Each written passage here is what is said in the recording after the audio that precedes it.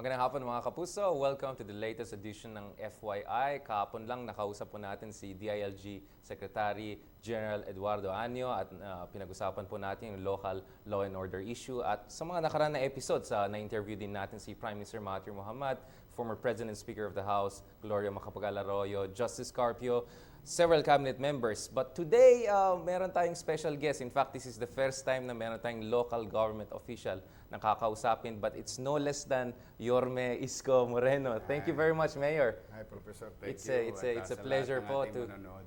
Yes, so as you may have noticed, medyo behind the schedule tayo nagsimula, no? At that's why yung first na tanong na siguro I want to start is, what is a day in the life of Mayor Moreno, Isko Moreno? Kasi sobrang busy po kayo. Kita ko agad. Pasok dito, labas yan. May envoy from EU all around the world. May sinatap kayo na something new from New York. Yeah, we tested the machine that one of my dreams in Manila to make technology viable and accessible, and if possible that it can be made free to everybody. And if New York can do it, why not Manila? No? So yun yung concept. Like the thing that we've been doing to a lot of departments and respective fields sa pagsasaayos sa Manila.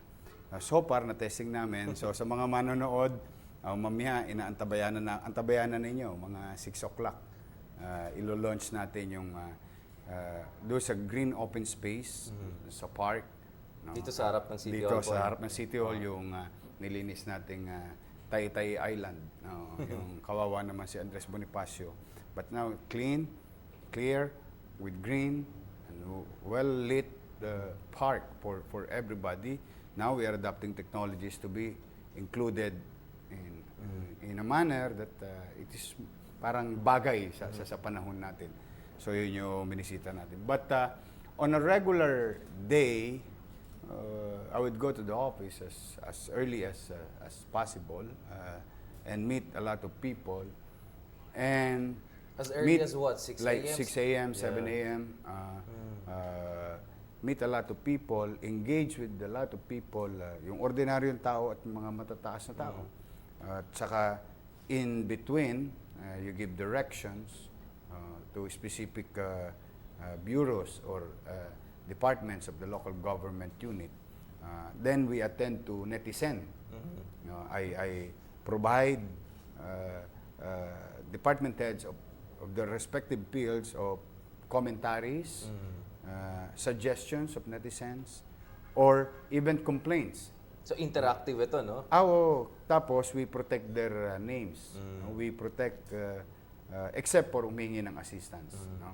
But with regard to complaints, we protect their identity. I just forward those messages to particular department.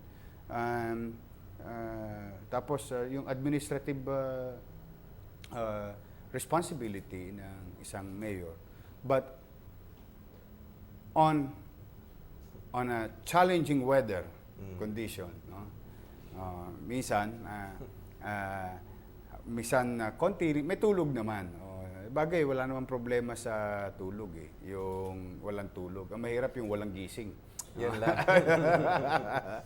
But on a regular day, I address the plight of our students, their concerns, the parents with regard to the weather condition. As I have promised, we will try to make it as early as possible, even to the point the night before, kung meron na kaming available na data. In this case, I would trust agencies of the national government like PAG-ASA, DOST, and in fairness to PAG-ASA, DOST, medyo accurate naman yung forecast. Updated sila lagi. No? But, this is weather. You can only come up with probability. Probabilistic forecast. Diba? But weather may change. May sudden change yan. Nakala mo biglang mahina ulan, biglang malakas pala. Or nagbago ng path in matter of an hour or two. Correct. Or even speed of this. There's science behind it. So And I'm not a scientist and a weather scientist. I would rather trust the judgment of the people of Pagasa and the UST. No? Whatever they furnish us with regard to data, ayun naman ang aming magiging decision making. Maaari minsan, ginagawa namin alas 2, minsan alas 4, minsan naman alas 9 ng umaga. Ibig sabihin, nakapasok na yung ibang bata because for the simple reason, yung panahon sa umaga, maayos. While I value the safety of everybody, I value also education. This is now a balancing act.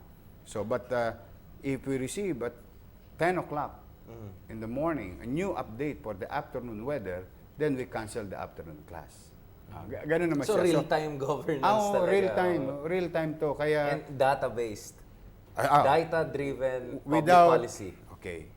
Ganito lang siguro yung I always wanted to run it with logic. And logic, sometimes, hindi lang siya gut feel. So, hindi lang instinct. Hindi lang instinct. Hindi lang instinct. It has to be at the basis of any action. As much as possible, at least 80% of our action should be based on data given or available in the market or maybe in respective agencies of the national government and the local government. Para naman hindi masayang yung resources ng Kasi never akong believer ng shotgun. Approach, no? Dapat Never. calibrated, surgical, data-driven. Yes, kailangan may direction talaga. Kailangan, why are we going to do this? What are we going to achieve? Now, if it is achievable, then so be it. Let's try. And that's why, for so many instances, you heard me that I would rather try and fail than fail by not trying at all. Kasi stagnation or hibernation will give you nothing. You have to take that certain level of risk. If corporations or conglomerates of this world, hindi yan lumaki ng walang risk. You really have to... But calibrated risk. Calibrated risk. This is not hindi risk. reckless. Wala naman yun. Yes. Yung medyo kastupiduhan naman yun. Wag naman yung ganon. I'm just saying that kaya kung may data ka, you can calibrate decisions, policies, and programs that you can offer. Mayor, parang wala ka pang 2 buwan, no? Na mayor ng Manila. 1 month and 15 days, I guess, most likely. Pero parang ang dating sa amin, no? It's like parang shock and awe, no? Ang daming nangyari over the past month. Ang dami. I mean, I can imagine na inside. Analyst ka nga, no? Pinaprocess mo pa rin, no? Aray ko sa taipik ko. Sorry, hindi ako makatawa masyado. I know. You got me there. Yeah, it's a very with shock all and honesty. awe approach, no? Kitang-kita ko na parang, wow, in 1 month, ang daming nangyari. No? Literally, you're cleaning up places, hindi lang cleaning up the system. Is this coming from years and years of nung you were, kasi I'm sure back in the days, talagang pinag-isipan mo, if one day, pinagpalat ka ng Diyos at nakuha mo yung ganitong position, these are the things you're doing. Kasi I know you talk about data and public policy that is based on research, but this is so quick and yet so well done that it seems matagal na pinag-isipan ito, no? One, I've been in the local government for the past 18 years. Yes. And I was fortunate to President Rodrigo Duterte's. I was given an opportunity, fortunate enough, to understand national government also. As you said, As being the chairman and president of North Rail. GOCC, North Rail, North Luzon Railway Corporation, and to undersecretary of DSWD. So, with those experience, plus my personal experience as a poor boy from Tondo, and then nadagdagan pa ng kaunti ng academic background or knowledge. I've been trying to share this approach to my predecessor and other mayors of Manila when I was then the vice mayor and councilor. But I respect their views. I respect their policy. It may differ from what I thought or what I think. So when I was given an opportunity, maraming salamat sa mga taga-lungsod ng Maynila at maraming salamat sa Diyos. these things, or whatever happening that you appreciate, and I'm thankful to you and to the people who appreciate the effort that our city government is doing. Lahat yan, ano yan, naipong pagnanais. Yes. Sorry. Naipong pagnanais, talagang may konting gigil. Because, one, it cannot be denied. Yes. Masyado na kaming chaotic. There's no government. There's tyranny in the streets. Anarchy. Everybody wanted to have a piece of the action. Piece of the pie. From the bottom up. Everybody wanted to do their own. So walang central organizing principle, kumbaga. Yes. Walang direksyon, yeah. Exactly. So, sabi ko, hindi po pwedeng ganito. We have to lose some to gain some. We cannot win them all. We have to put order. We have to put certainty in policy making and in governance and implementing rule of law in the city of Manila. So having said that, yun ang direksyon namin. We really wanted to have a greener city, more open green space, more vibrant, a place to live.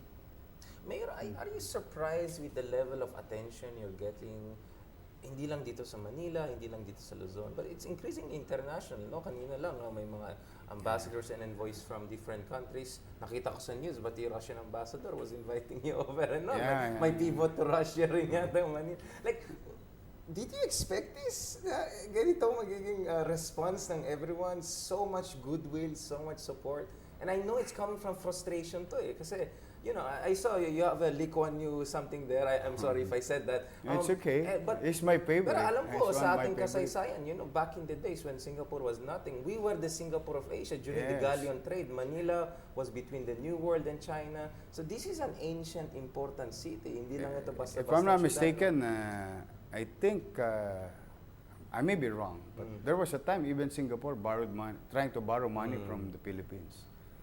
So, well, I'm just grateful. The people of Manila is grateful to this goodwill of the respective countries being represented by their ambassadors going to the city government of Manila, visiting and offering assistance.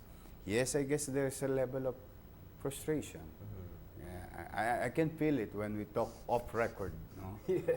Talagang may kaya that's why offers are being given to us as a matter of assistance. When I was asked by, I think it was a group of USAID, or even the US government for that matter, I was asked, what do you want us to do? How can we help? Yes. And I told them, okay, are you sure about your question? And blah. Mahabang listahan niya. Then I tried to prioritize. Sabi ko, you know, sir, we really have a geographical problem. Manila is composed of waters. We have creeks, rivers, and bay on the west side of the city. So yung topography ay medyo complicated. Medyo challenging. Well, challenging if you see it differently. But I look at it as a value. As an asset. As an asset. Yeah. You know, anywhere in this world, sa mga maunlad na syudad o bayan, anything that is with water is expensive. Yes. Okay. Now, having said that, and I said to one of the greatest challenges of Manila is flooding. Correct. Sabi ko siya, don't get me wrong. I think DPWH is doing it. The city of Manila is doing it. But we're not addressing it.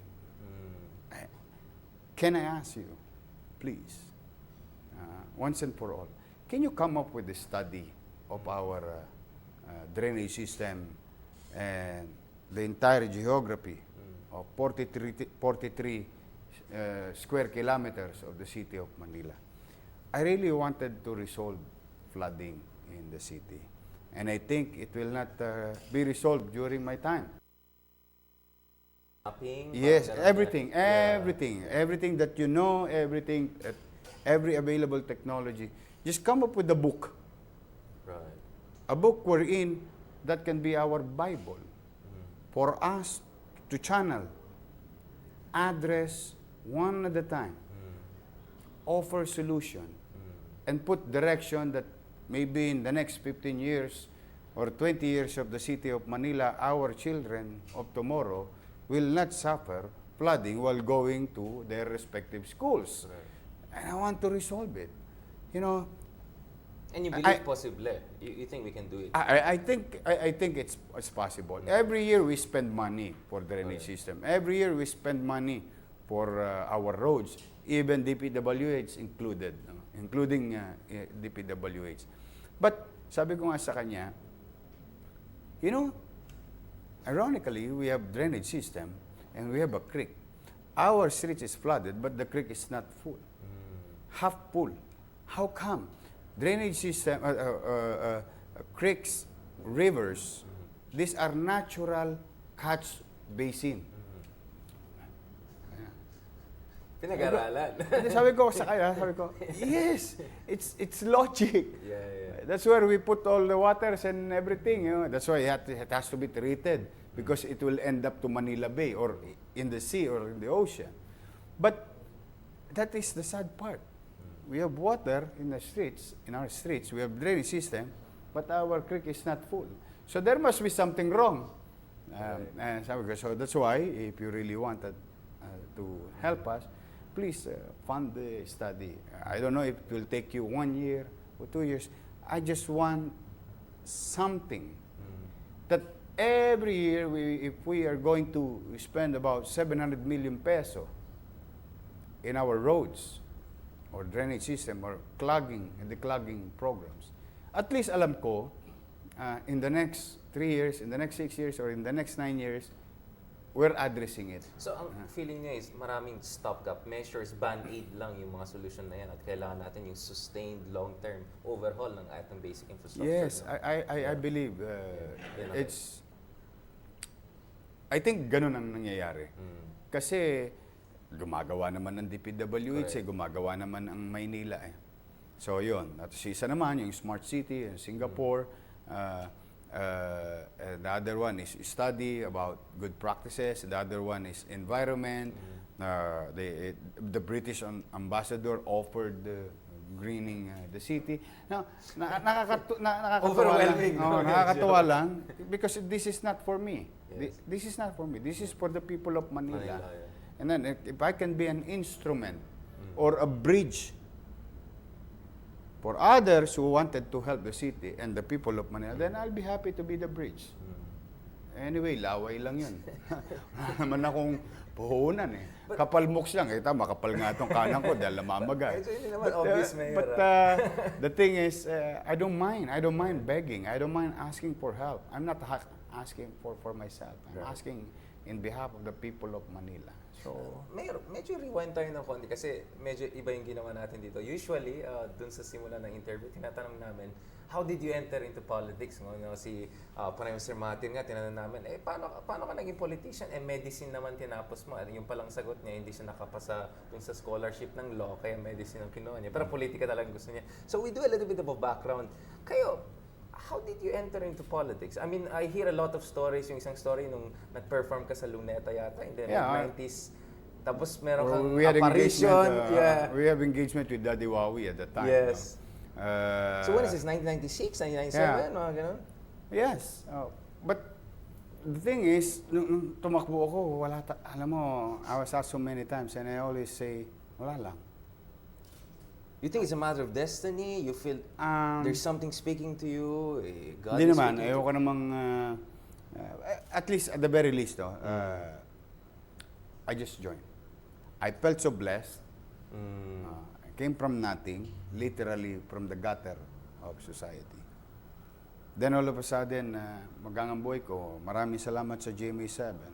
Maraming salamat kay Kuya Germs. Maraming salamat kay Daddy Wawi. Right.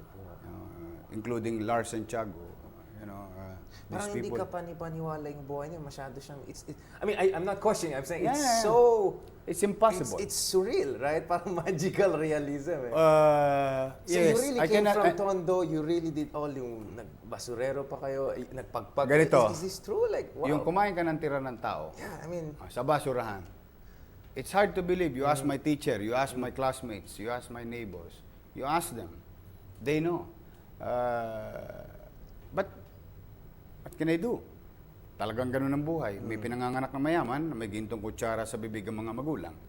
Meron naman mga bata na pinanganganak na salat salat sa kabuhayan ang mga magulang nila. So, sino i-blame ko? Nobody. But It's you just that this is life. So, nung sinuwerte ako, payback naman ako. Why not serve? so you felt na ngayon na medyo bumangon kayo sa kahirapan, it's time to Literal. give back to the community. Yes. Ganon kasimple. In Ganun fact, kasimple, yeah. high school finish lang ako when I started in government. Nakatikim din ako ng And mga... youngest counselor. Yes, naging youngest counselor ever elected in the city of Manila. Youngest vice mayor also. No? Youngest vice and mayor. youngest mayor. And youngest mayor Maybe elected. God is saying something. I don't know. So- I cannot promise you tomorrow, but the thing is, I just really wanted to excel in And my ano yung field. mga biggest challenges, yung mga wake-up calls sa inyo? I mean, it's one thing to enter idealistically into public service. It's another thing na makikita mo talaga yung, hindi lang hirap ng tao, pero ang hirap ng trabaho ng mga Yung tao sa academic. gobyerno. Yeah.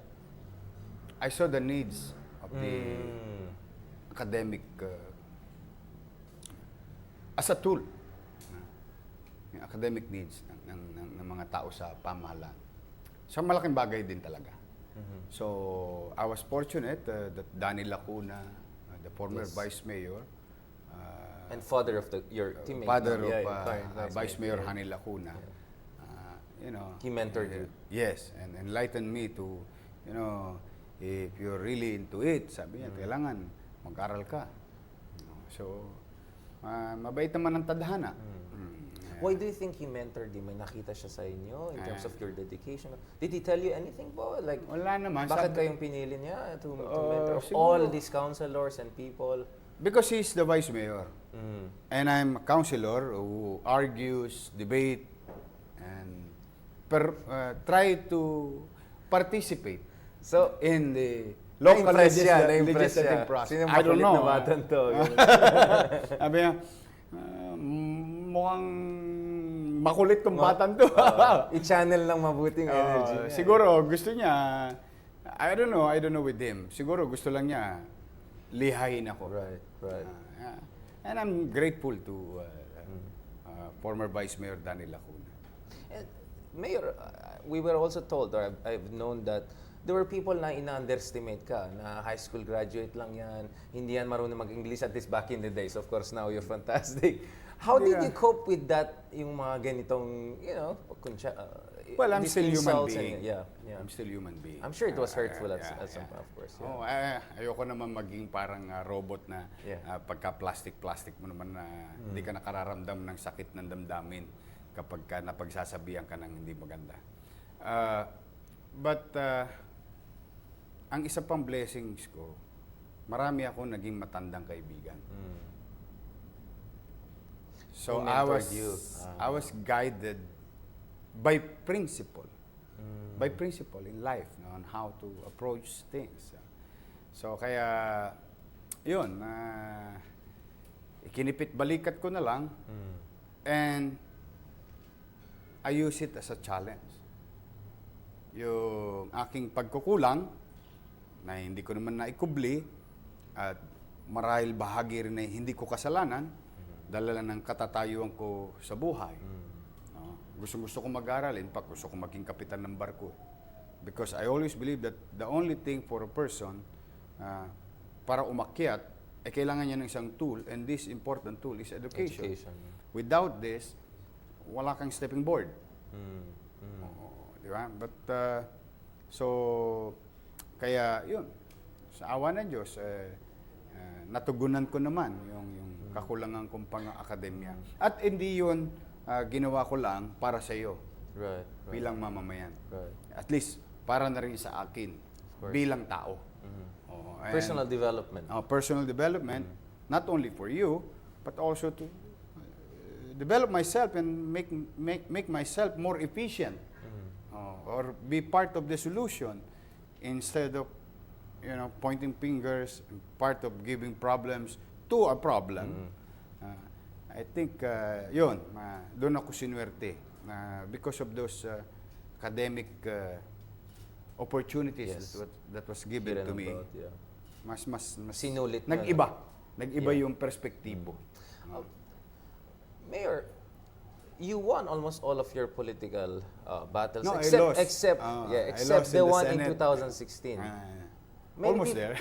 Almost there, but many people say na actually, pag natalo ka, mas marami ka pang natutunan. It actually helps you to Of grow course. even more, no? And of course, you serve in national positions also afterwards. And the point is, alam ko masakit din yung nangyari sa 2016 because you were supposed to run for mayor and somehow you were, politically, I would not put it euphemistically, you were betrayed in a sense, or probably a promise was not fulfilled. How did you cope with that experience? Kasi medyo you went through some phase, no? 2016 to 18. Ano yun eh? It teaches you a lesson. One of the lessons that you really have to be very careful with the Trusting trusting people, yeah. people.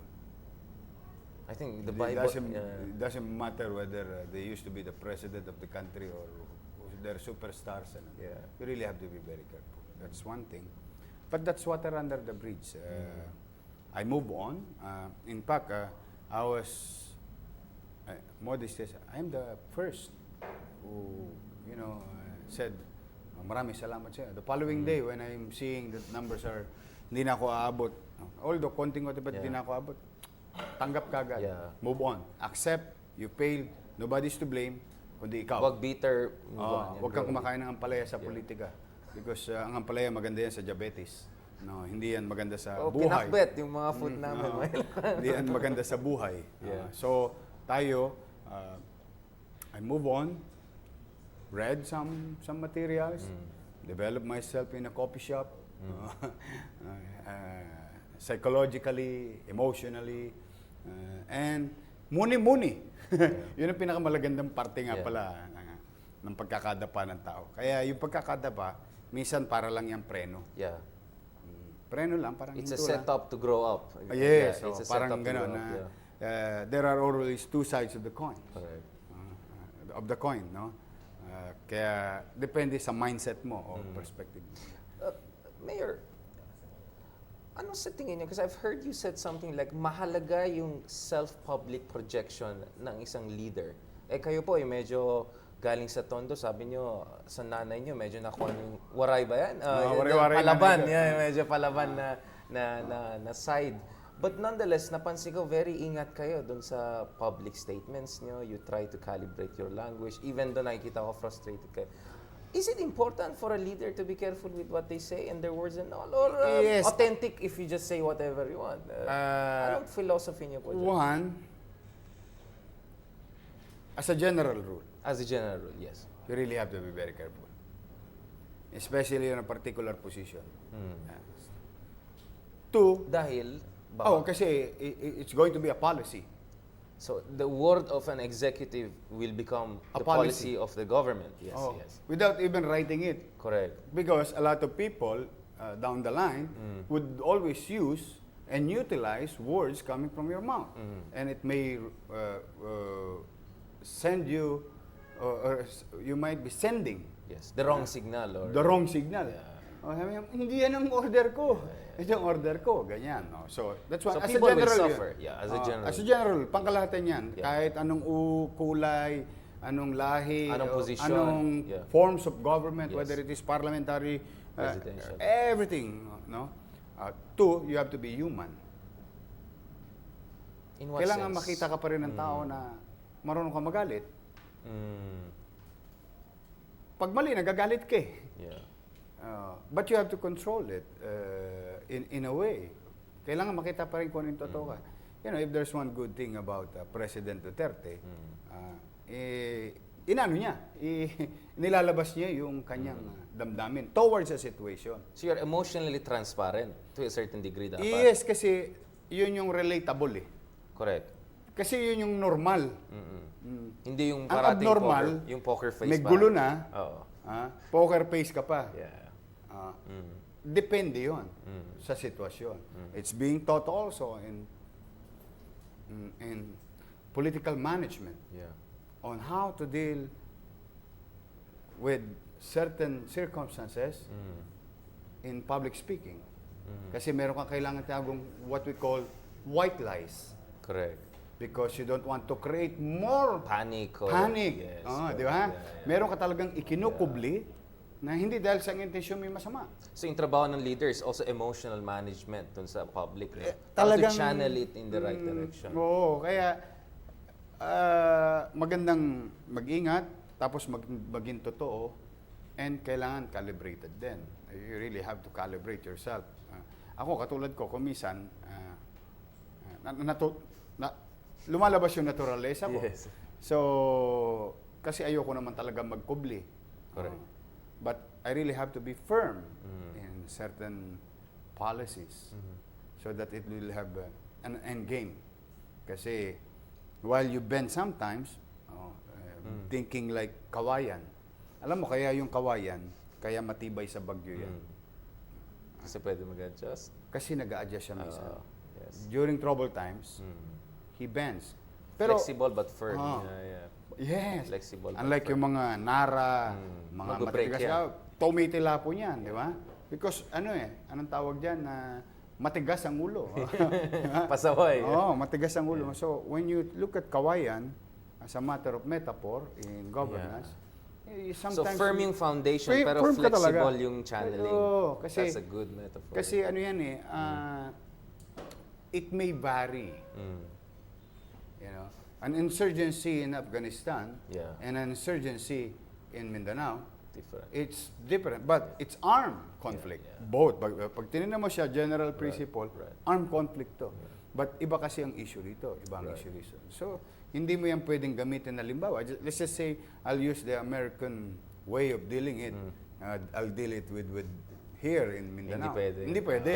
Kasi bakit? Magbabackfire. Iba hugot nila sa hugot ng mga kababayan natin. So, you really have to go to the history. That's why we were taught by our teachers, our professors, our elders, always be reminded of the things of the past. Ang hindi lumingon sa pinanggalingan na hindi makararating sa paroroonan. Tama eh. Correct. So, yun, pag sa public, I just want to be natural, and sometimes And the kids are more watching natural, you, right? natural. You have children, you have kids. You want them to look at the leader na, who sets a good example, isn't it? In a way, I cannot, ganito yun. I can never be right all the time. Sure. But I want to be just all the time. Being just is being fair. Yun eh. Yun yung sinasabi ko sa iyo na minsan, okay, this is the rule, but is there an option or elbow room for us to move a little? So, principle dynamism. Yung prinsipyo mo ay klaro, pero dynamic ka sa different kailangan situation.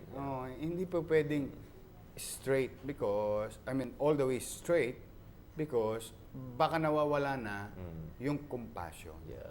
Masyadong rigid. Ang leader, one of the virtue of leaders na nakita ko ito yung what I have learned.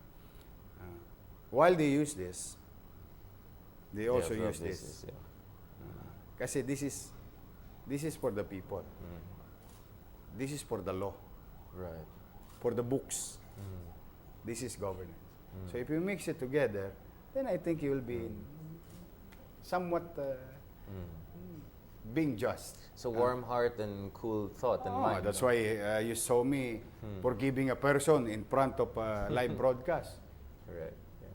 Even To send a very good message that, okay, medyo tolerable pa naman yung ginawa, pero huwag ka na ulit Right. Wala nang Pasko sa susunod na araw. Di ba? So para bang, di ba? You understand why these people committed such maybe petty crime or petty situation. What pushed him? So yung For konteksto, no? Anong Oo. pinanggalingan ng Because tao? that's what you call the compassion. Yeah. If you cannot understand your people, puro lip service lang, wala yan. Yan na yung shotgun approach. Right. Press release na lang para sa ano tayo, ganyan, Right. sector na ganito. Pero sa totoo, walang inner or in-depth understanding. Ng konteksto, no? Pinanggalingan. At chance for redemption, rehabilitation. Of course, tama yan. why? The only righteous person I know is Jesus. I mean, he can never be wrong. God will never be wrong. Diba? And as a human being, I can never be right. No. Baka tomorrow magkamali ako. Or the next week magkamali ako. But as much as possible, the probability of making mistakes is trying to be limited. Kasi hindi naman to target range. Right. Ang gobyerno, hindi yan parang shooting range na try mo, baka pwede. Kaya ako sinasabi Yes. sa'yo, I would try, but with data. Yeah. Hindi pa rin trial error na shooting in the dark. Mahirap yun. Yeah. I don't know. Maybe for some it For is some. effective, but for me, no. That's not ang yun. umaasa That's sa not- amin is about 1.8 million nighttime population and about 3 million daytime population. And I have to manage about 10,000 barangay officials from SK to Tanods. And Tanods is about 20,000. So that 30,000 alone. Barangay alone. Hindi ba natin pag-uusapan yung mga mayan? And there will be 3 million people will walk, pass by, in and out of the city. So, can you imagine the concept of bubble gum of Mr. Lee Kuan Yew? Right. Prime Minister Lee Kuan Yew. Just simple policy. Can you imagine bubble gum is a state issue created by Mr. Lee Kuan Yew? Micromanager siya eh. But when you saw yung epekto. Sabi niya, magnitude. Yeah. If I have about 5 million visitors, Yeah. if I allow them to chew bubble gum and spit it in the streets, there will be 5 million robbers in our streets. Di ba? And I will send my people, I vividly, sabi, I will send my people and use government's resources just to scrape all those bubble gum, wherein you can still enjoy the bubble gum and put it in a proper place. See, pag tinignan mo, no? Micro. Pero sa totoo, hindi. Minacro niya yun. Kasi he has data. It's about what? 5 million, 6 million people. Who is not familiar with your culture, who is not familiar with your rules, familiar with your tradition. At alis na rin ka. At alis na rin kagad. So, this is what you call, that's my personal... Visionary leader. Visionary leader. He envisioned things. Kasi ang leaders, you see that wall? An ordinary person would see it's a white wall. But a leader will see it differently, what's behind the wall. And that's how you do it. I don't know. I just learned these things through the years of experience. Don't get me wrong that I know and I have solutions to all the problems. It's just that the basic principle, nililay down natin, yung basic concept, nililay down natin, para yung pundasyon, medyo maganda. On how we're going to build floors by floors is matter of pamumuno. Di ba? Mayor, malakas kayo sa issue ng anti-corruption at law and order, but at the same time, na-emphasize din yung kahalagaan ng karapatan pang tao. How do you balance these two issues? Do you think that they compete? Or do you think that actually by emphasizing human rights, you can also bring about law and order? Okay, yeah. Human rights. Everybody has a rights. I have rights. No? It's being protected as a general rule in this world. You know? Talagang binibigyan ng palaga. But ako, the way I look at it, kung yung suspect or person of interest has human rights, the same thing with the enforcers. He has family, he has family. And ang pinakaayaw ko sa lahat is the third person. Who are passers-by. Who are what we call collateral damage. Right. Innocent. Di ba? Now, who am I to say that you're guilty? No, it's not for me, it's the court. Yeah. May But due there- process. Yeah, due process must be observed. Yeah. But it is up for our enforcer that if you are being accused, you have to be presented before the court. Right. So, and I want you to be in jail if you were found guilty committing crimes. Kasi hanggat maaari, ipinaiiwas ko na magkaroon ng sakitan. Kaya hindi mo napansin, you go back a few days Right. with your records in GMA. You go back about a week or 10 days ago. Di ba? I said, halugugin lahat yan. Kunin lahat yan. Sabi ko. Pero pangalagaan ninyo ang kapakanan ng bawat isa. Kaligtasan ng bawat isa, ng enforcer, ng suspect. But in a hostile, you have to be also pragmatic. In a hostile situation, now you're into it there. A suspected person carrying a weapon, whether it is bladed or firearm. At the same time, an enforcer who's carrying also firearm, which in this regard, policemen were trained to have this high level of tolerance. Unlike in the army, sa ibang orientation yan, police were trained to have this higher level of tolerance. So I want them to practice that. But I was not given that right. Not to also keep himself put himself into a harm way. Danger. No? Yeah. No, that's unfair. Even our revised penal code would agree with us that they have to protect themselves also in that circumstances. And it is allowable by law to protect themselves. At the same time, kung ito kasi hostile na to, nandoon ka na, hindi mo na alam what is true and what is not. Who is in danger, who is not. Good thing with technology nowadays, nabibisto yung mga ilang umaabuso. Pero yung pagkakamali na yan, should not be a hindrance for us to perform better. In fact, it's the other way around. As I have said, there are two sides of the coin. I will utilize that mistake to be better. That recorded situation should teach us a lesson. See, if you do this will be the effect. So nakita mo, you go back to record. Ano sabi ko? Kayo dyan sa Baseco, umalis na kayo. Saan ka nakakita ng mayor na yung mga sinasabihan yung mga kriminal, umalis na kayo? If you read between the lines, but sinabi yun? Kala ko ba, pare-read? Dapat di ba yung sinasabi mo? O para ba sinabi mo, oy, mga magnanakaw, huhulihin ko na kayo. Pwede ba ganun? Well, that's abnormal. What I did is abnormal. It seems on a normal enforcement of laws, no? But what I am after, that's the logic. What I'm after. Ayaw ko kasi may hostile situation. Kasi in a hostile situation, which teaches us a lesson already, in some circumstances recorded, mataas ang risk. Ang galing mo, sir. Ang galing mo, professor. And I cannot even, sleep that creating policy, somebody will die. Yeah.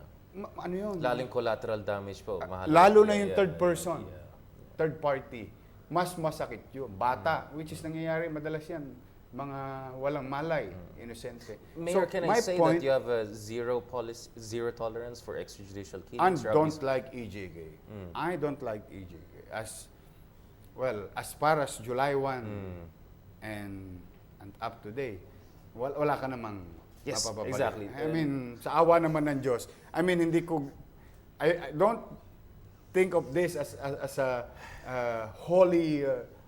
holier than thou kind of position. No. Please. Yeah. Kasi hindi ko nga alam na baka anong mangyari bukas at sa susunod na linggo. But sisikapin nyo. Yes, there are policies in place, guidance, directions, well intact, well inculcated to the minds of our enforcement. Thanks to General Danao. I agree with so far is doing good, General Danao of MPD. So far, MPD is doing good. Right. wala na sigurong pinakamabisa na patunay ay yung mga ipinipresenta namin. Then, we made it better. Paano? Tingnan mo ha, sabi ko siya maganda talagang people's participation O sabi ng mga hindi, may human rights pa rin binabiolate. Right. Which, okay, mukhang may sense ka. O hindi, talikod mo. Sir, bawal pa rin. Akatalikod na. Hindi ko na nga, takpan mo mukha.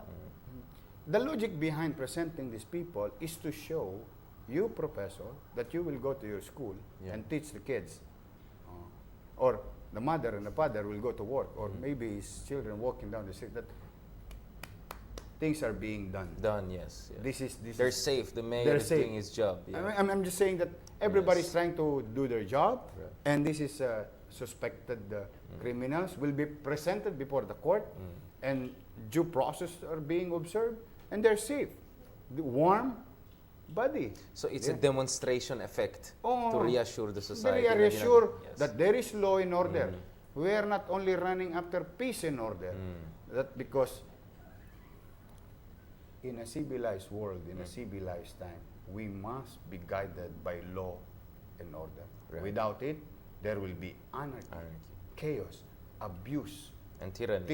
Yes. Yeah. And I don't want to be part of that history of, But, as I have said, uulit-ulitin ko, hanggat maaari, makalap sila ng buhay at isumiti sa husgado. Right. Papanagutin sa sala nila sa lipunan. Right. Pero, ganun din ang pag-iingat ko sapagkat kawawa naman din ng mga enforcement unit. So, this is now rules of engagement. Parang binabalanse mo. Binabalanse mo. And the two can work together. Human rights and law and order. I think so. Yes. And crimes can happen anywhere in this world. It's not only in Manila. Not even only in the Singapore, Philippines. Even in Singapore. Yes, they have also heinous crime happening in that most developed countries. Because social yan. Alam mo, Mayor, nabibitin ako. I'm sure we can have so much more discussion. Now, to lighten up a little bit before we wrap up, no? I know you have a very busy schedule also. Well, sumisikat ka rin for your special lexicon, no? Iskonario. But before we go to that's me. That's the other side of me. The real one. But before that, I'm just gonna say certain places in Manila. Can you describe them in just one word? Yung first word na papasok sa utak mo, no? Medyo showbiz style tayo. Sige. Okay. Bilang YORME ng Manila, anong tingin niyo sa Malate? In one word? Malate is a fun place. Fun place. We can entertain anybody in Malate. All sectors, all demographics. In Tondo, a progressive community. Striving. Palaban, no? Quiapo. We're the most diverse community. Right. Paco. Paco is a rich community. In old school, In old school. I mean, in old times. Intramuros. Our country's history is written in the walls of Intramuros. Port area. That economic driver of the city and the country. Pinondo. The rich culture and tradition of engagement with Filipino-Chinese. Our history also will dictate that, we've been... One more, Mayor. Binondo is... Okay. Financial district. Commerce. One word. Ermita is a fun place. Fashionista. Divisoria. Ibang klase na ngayon, no? Malinis. And lastly, ano pong 3 favorite Iskonario words niyo? Na I think everyone should learn. Yun, Tolonges. Ano po yung Tolonges? Tolonges is... Wag mo ako itolonges. Wag mo akong tutolongesin. Why? It's adding insult to the injury. Ang taong hindi na nakapag-aral, may kakulangan na sa academic. Lolokohin pa. Ang taong may pangangailangan na gipit na, lolokohin pa. That is adding insult. Kaya ayokong tinutolonges ako. I would rather accept the fact that ito mahirap po ito, sir. Sir, ito po problema namin, sir. Ito kulang namin, sir. Harapin na natin ang suliranin. Kaysa naglolokohan. So I don't like tolonges. So we need an anti-tolongis legislation maybe. Second word na favorite niyo. Ano ba? Kasi common kasi yung dumadaos-dos. Alam mo yung dumadaos-dos na lang sa dila mo. Like, diyan, sa wakali. Saan ka? Direction yun eh. Or kaya, ngayon, yung sikat na sikat. Etneb. Etneb kasi, Yun, etneb. etneb Yun kasi lang. is a common term for so many decades. Parang lagay ang dating. Etneb lang yan. Parang ganun. 20-20 lang. At zero etneb policy tayo dito. Tayo yung etneb na sinasabi natin sa vendor, gusto ko yung resibo ng pamahalaan. Ayan, may resibo tayo. Maraming salamat, Thank you, Yorme thank you. Isko. My God, we could have gone forever. Maraming salamat mga kapuso. We will be back soon and we'll have more VIPs in the line. But our first experience with the local government unit official has been so far fantastic. So we promise you more of that. Kaya mga ibang mayor na Lodi dyan, hintayin nyo kami. Maraming salamat mga kapuso. Welcome to the latest edition of FYI.